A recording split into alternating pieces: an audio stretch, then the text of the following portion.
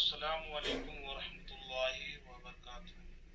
مفتی صاحب، میرا سوال یہ ہے کہ کوئی کمپنی جیسے ریلائنس ہو گیا یا LIC ہو گیا، بہت ساری کمپنیاں ہیں جس میں ایک کمپنی ریلائنس کا ہے، جس میں ایک بیمہ ہوتا ہے۔ بیمہ جیسے کہ میں اگر 5 لاکھ روپے جمع کیا تو مجھے 13 سال بعد مجھے اس پیسے کے بدلے میں 5 لاکھ کے بدلے میں مجھے 10 لاکھ مل رہا ہے یا 8 لاکھ مل رہا ہے 13 سال بعد، تو یہ پیسہ ہمارے لیے جائز ہوگا یا ناجائز؟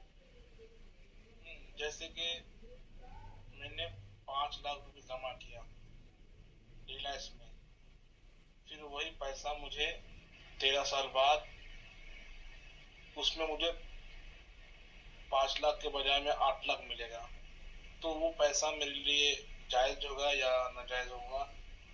برائے مہربانی جواب نہ فرمائیں۔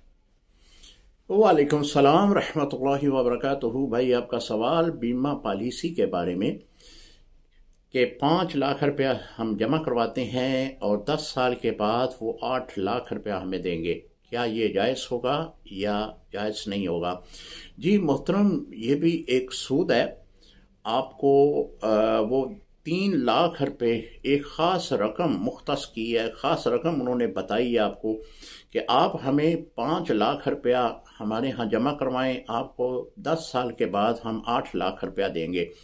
تو یہ جو 3 لاکھ روپیہ آپ کو اضافی دیں گے، اسی کو سود کہتے ہیں۔ تو لہذا سود اسلام میں حرام ہے، سود کی بہت سخت وعید ہے۔